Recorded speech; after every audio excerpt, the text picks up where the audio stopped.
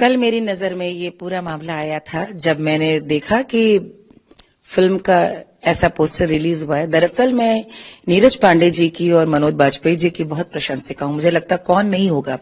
नीरज पांडे जी ने एक से एक लाजवाब सस्पेंस थ्रिलर्स बनाए हैं और उनकी सारी फिल्मों में कभी भी कोई विवाद, कभी कोई टारगेटिंग देखने को नहीं मिली है। इसलिए बहुत आश्चर्य हुआ और मैंने फिर उसके बाद जो टीजर था वो देखा।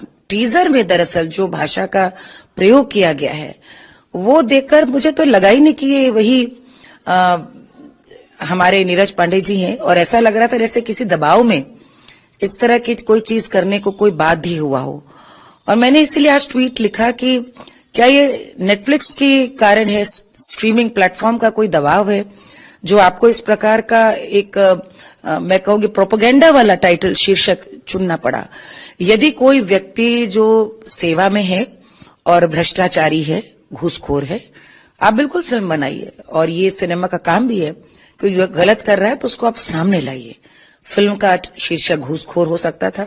यदि वो सिपाही है तो घूसखोर सिपाही हो सकता है, दरोगा, जो भी जिस काम में है वो काम में हो सकता है, या सिर्फ घूसखोर या धन की, पैसे की, वो कुछ भी हो सकता है।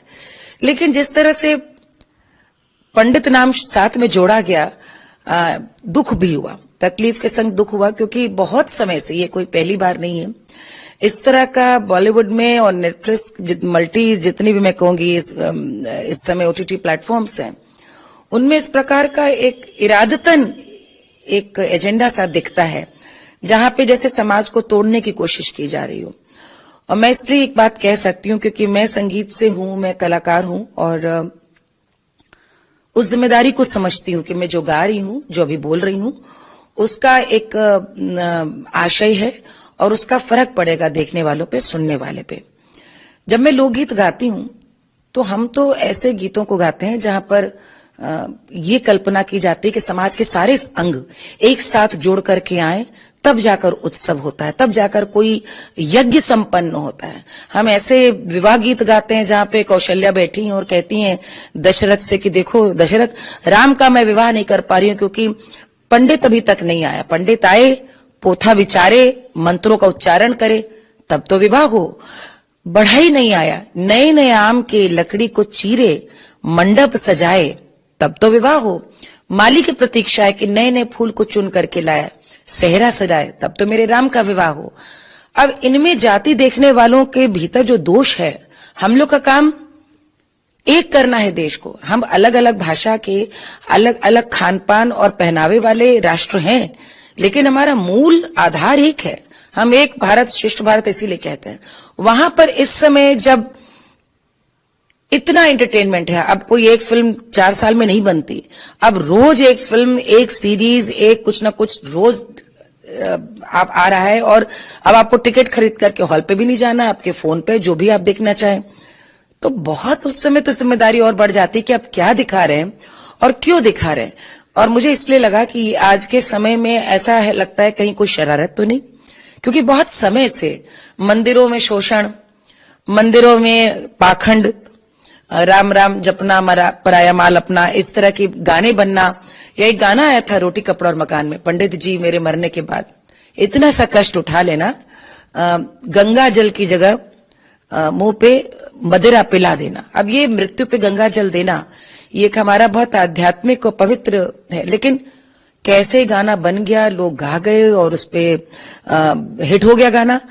कहीं ना कहीं आप जब अपने पतन के प्रति मुझे लगता है अनजान होते हैं, ये सॉफ्ट पावर, ऐसी थोड़ी म्यूजिक को, कल्चर को कहते हैं।